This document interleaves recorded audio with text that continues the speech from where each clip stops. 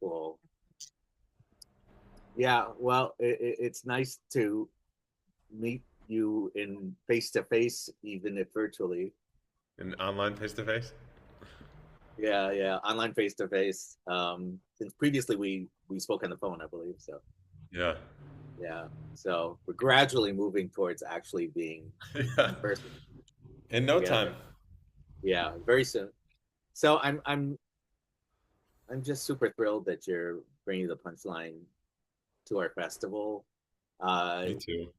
that I want you to talk about the show and what it is because it already I you were kind enough to send me a video of a performance and also a script, but in the nature it's in also in the nature besides that it's a work in progress and that you're developing it. It's also a piece that in the way it's conceived won't be the same each time for each audience. So like even the two times that you'll be performing it at the One for All Festival, there will almost certainly be differences.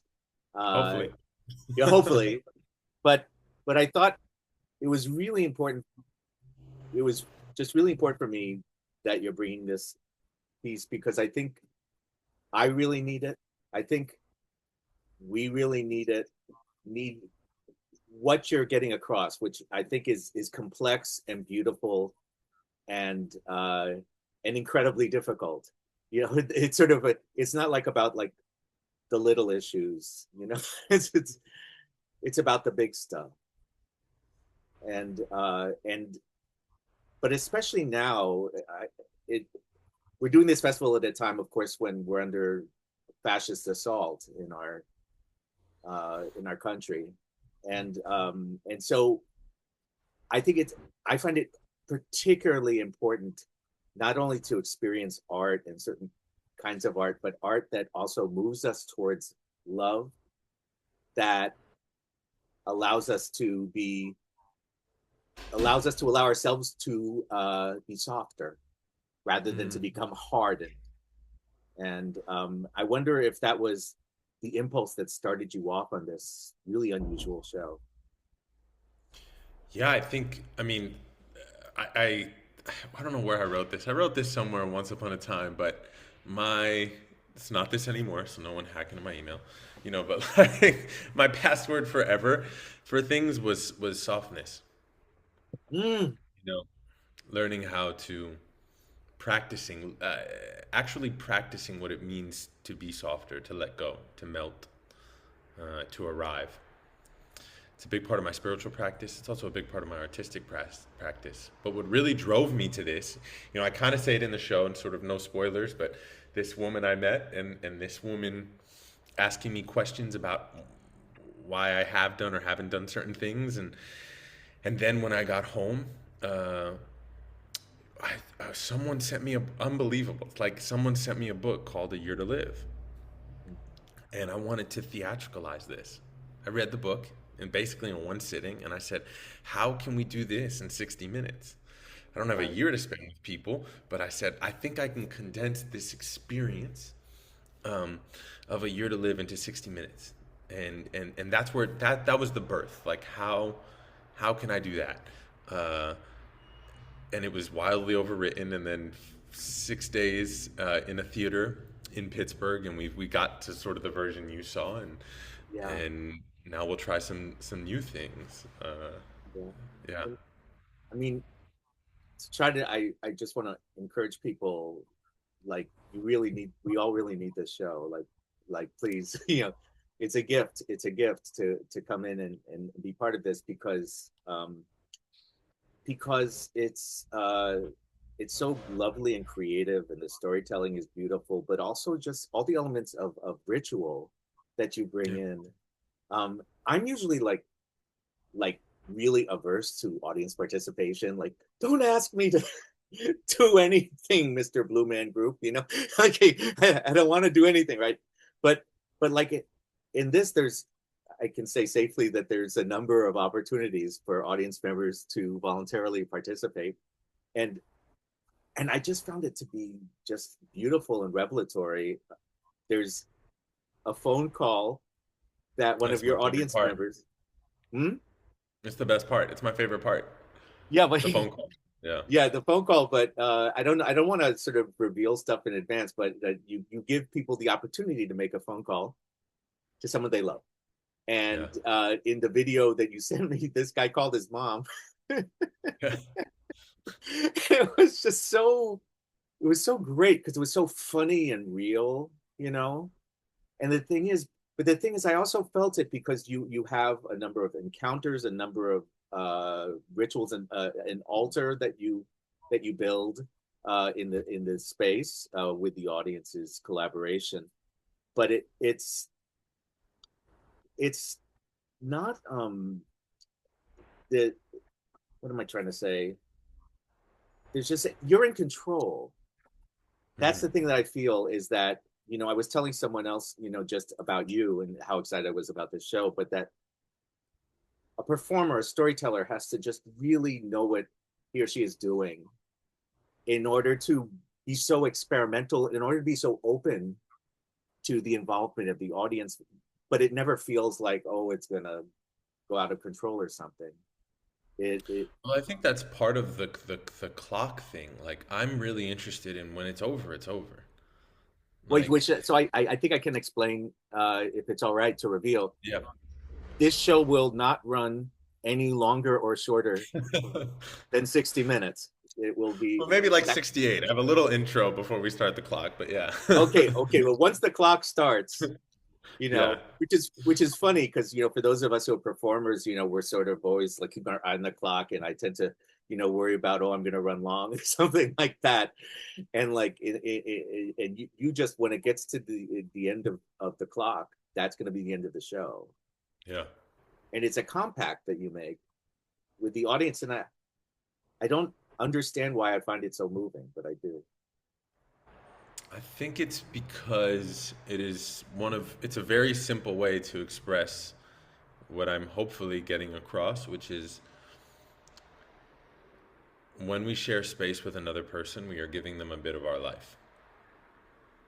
That's not metaphor. It's like it's fact. It's physics. It's science. It's not spiritual. It's like I have this conversation with you, and I have actually given you moments of my life, and you have given me moments of your life. But we don't do that. We don't go around at the coffee shop asking for our cortado, thinking like, John the barista gave me his life, but he did, Mm, yeah, and you gave it to him. And there's yeah, something that gets heightened when we actually, the clock makes that very visible. hmm, I'm giving things my life. And so when yeah. we stare at our phones and we're like scrolling, doom scrolling, that's what we're choosing to give our life to, our attention to, our devotion to. Yeah. It's what you feel. What I feel in experiencing the show is I feel the sacredness of life being restored to my consciousness. Mm. That because there's just so much. I don't know. There's so much into the doom scrolling, which I do a ton of because there's so much doom to scroll. And it's really hard to stop it. But you start to feel like, well, is life really beautiful? Is Mm. life really holy? Is there really can there really be love? I mean, it, when you look at your loved ones, but you start to lose it because you get caught up in this algorithmed kind of world, and it's sort of like the punchline is sort of like it's like an anti-algorithm, you know. It's like saying it's reclaiming humanity at the center. I loved your question you just asked. Is life really beautiful? And I think it is. And that takes so much reminding. Like it's an uphill battle to remember that you don't have to do anything. That like you get to just rest. It's uphill battle because everything's telling you opposite. You have to acquire, you have to help the stock market, you have to help this machine run. Like if you don't help the machine run, you don't mean if the machine tells you you don't mean anything. Like uh, I always say, if something's free, you're the product. It If what? feeds Say off that of again. you. If something is free, you are the product, Mm, yeah. and so it Well, feeds off that. of us. I'm sorry. Say that again. It feeds off of us, the machine. So we're being consumed. Yes. We consumers, we're being consumed by this machine. We are, in fact, we think we're buying, but we're actually the ingredients. Yeah. And and then suddenly, if you get in a space where through art, through story, through ritual, you can restore that sense of no, we are not a product. We're not here to be chewed up. We're not here to make a profit for somebody. We're here to try to experience and celebrate the miracle of this temporary time we have. Yeah. Agreed. I think that's And the whole show. it is, and it's like, just really, I mean, you lead off with it, I mean, you start with it, but it's like, there's things, there's some things like, it's really hard to think about mortality a lot, I found, because it can be a bummer, and I'm not saying anything new to anybody, who's watching this or anything, but it's like the fact that it's ever present doesn't make it any less huge, and Yeah. doesn't make it any less of a challenge. In a sense, it feels like almost like that one can feel like one's life is this, that you, that you don't have agency over your own life, in a sense. Yeah. That you don't, I don't know what I'm getting at. It's sort of opening up big questions that are above my pay grade, but yeah. That's and we get to do that together. I'm encouraging your audience to come. So I sent this show to a bunch of theater. I kind of like. I have another show that's touring called How to Get Free, and then I'm working on this other show. And I was sending these emails to all these theaters, and I say, "Here's what I'm working on," and then I had a little byline that said, "Oh, I'm also working on this piece," and they all said, "Send me that." Send me the punch. And then I had multiple producers because we'll be doing a lot of touring and workshopping before the world premiere next year. Mainly because it needs, like you said, no show is the same. Yeah. Hopefully, Yeah. the ingredients are always different, and so I need a lot of time with all the all the different soups we make. Uh, and all these producers, when they read it, they said, I don't know how I'll sell the tickets, but I want to." You know? Yeah. And so it's become quite popular. Just I believe there is a hunger, like you said, just for us to arrive, and that's all Oh, I'm asking us to do. oh, absolutely. I don't know, for some reason I was thinking of this image, but it was sort of like this image where like someone like throws you this beautiful lifesaver, right? And you see this lifesaver coming, you go, wow, it's really beautiful. And then you just realize that you were drowning. Like it just hits you, That's funny. and that and that's sort of what it feels like to me, just sort of as your show develops, as the experience of it develops. It's like, oh, I need this. Like, I really need this. And I could feel myself softening, and feel myself being challenged to feel that softness. I mean, there's one point, at least in the version I watched, where you talk about responding to hate with love. I'm paraphrasing. And I was like, oh man, I wish I could do that. I wish I could do that. Like, can I do that? Like, wait, can you do that, Chris? Can I do that? But it's such an enormous challenge in this time, especially this political time of oppression Yeah. and anger and hatred. It's such a challenge, not only not for us to retreat into like a rolled up, what is it, like, I'm not really good with bugs, I'm from Manhattan, but it's like, roly poly, whatever, like into a hardened Little bug. armadillo ball. Armadillo, that's it. I like it. Armadillo. I really should know more animals. But yeah, but not at a time when our dearest people and ideas are under assault, and values, not to curl up like an armadillo, but to be open. And Yeah. not only that, but even in fact, to find community with one another, so that even at, or especially at this time of great peril,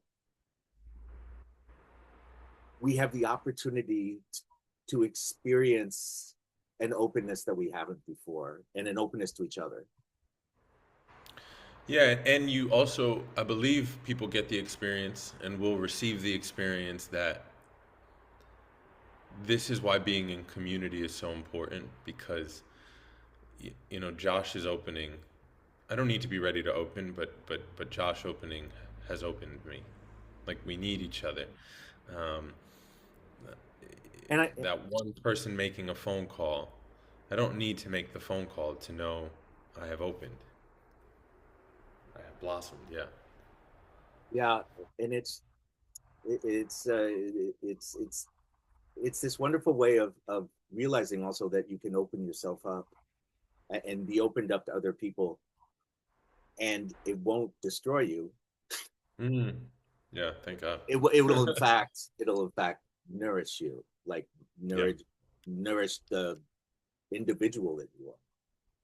Yeah, and it's just it's so playful. Like there's just there's so much inventiveness in what you do. And the previous show of yours that I'd seen, is brilliant, but it's sort of more of a standard show about some stuff and you and whatever. But Yeah. this is like, and then I saw you said, well, I also have this show.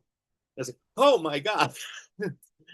I don't even know what that is, but like I haven't seen it, but I really It's feel oddly it. simple, right? That's the thing about the punchline is like it's pretty simple. Like there's not much happening and there's so much happening. Right. And I was really challenged when I was working on this show. Koshi Penn Ellison is a Zen monk who runs New York Hospice, and I was talking to him about this show I wanted to do, and he challenged me. He asked me. He said, "Please don't do too much. It would defeat the purpose. Please don't do too much." And so, what has been the process in working on it is that like just take like less is more, and please don't do too much, right? And because it would just fall right into the problem with this world already. Too much. It's Yeah. so interesting to me that you mentioned talking with the Zen monk, because while watching the show, I was many times reminded of and thinking of my experiences as a volunteer at the Zen Hospice Project in San Yeah. Francisco, I know it which well. Yeah. which I did for several years, um, and a lot of the lessons that I learned there are lessons that you're experiencing, that you're sharing, including not trying too hard, not trying to take or give too much, but in fact to kind of to be authentically yourself with other people. And it's deceptively difficult, but so beautiful. Yeah. It is deceptive. Deceptive. That's a great compliment. I'll take that because I like to say I want to make art that is like samurai work. I don't want you to see the medicine coming, you know? Yeah. Um, and that is how I try to make art. Uh, Well, it's so cool. I mean, if I were to try to describe it to people, like when people come, they'll see you, they'll see you and a very simple set, uh, maybe no set. Yeah. or maybe no set. Yeah. Yeah.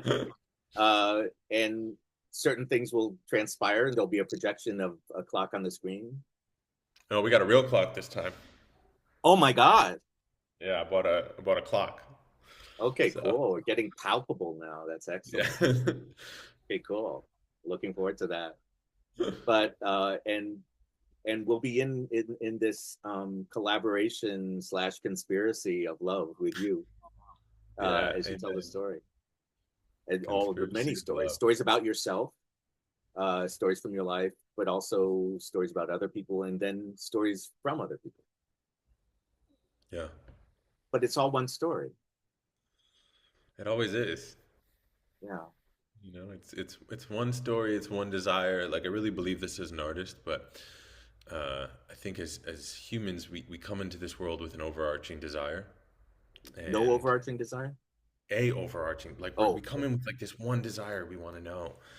And I think it's deeply, deeply related to being seen. and to arriving. Like there's no one in the world who doesn't want to walk into a space and be loved, be seen. To be seen is to be loved. Like I see you as you are. I care. I love you. I'm grateful you're here.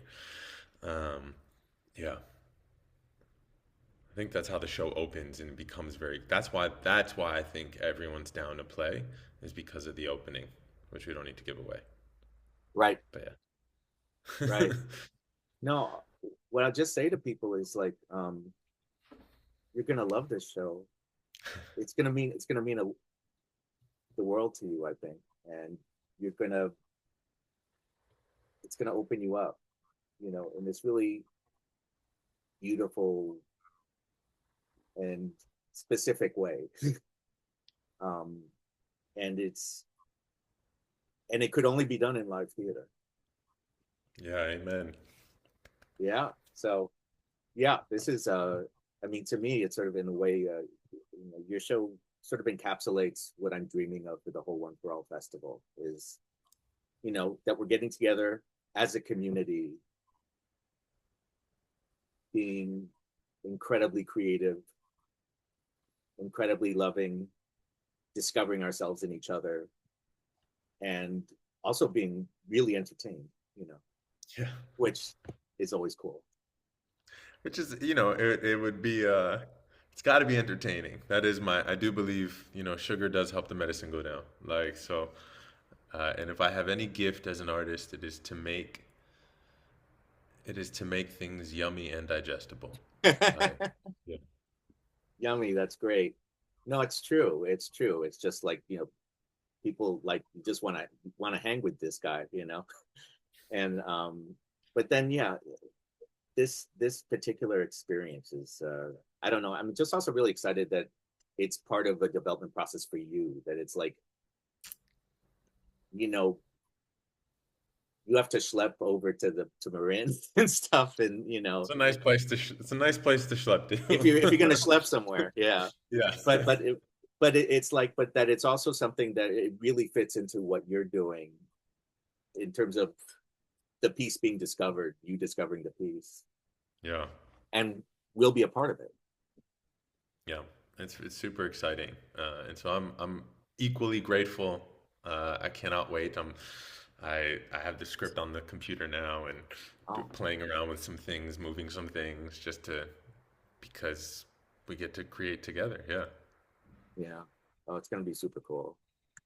Well, geez, is there anything else you want me to tell people or not to tell people before No, this? tell them that I can't wait to meet them and hang out with them and be in joy with them and be in community with them. Yeah. Yeah. So, I'll say it. I uh, can't wait to meet you. everyone, join Christopher Rivas. Join me in experiencing Chris and his wonderful show, The Punchline, and you'll be floating out of that theater afterwards. Yeah, that's cool. I do tell people you leave lighter. I promise that you will leave lighter than you started. Like, Oh, great! yeah, that's one of my promises. Wow, I didn't even know that. I didn't even know that, but that's what it did to me. Yeah. Yeah.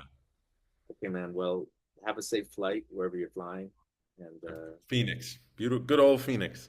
okay, okay, cool. By the time you get to Phoenix, this interview should be online somewhere. So Sweet. Share anyhow, with me. thank you so much, Chris. Thanks for doing this. Thanks for coming to perform your show twice, and thanks for spending this time with me, for sharing your life with me for this time. I really Oh, treasure it.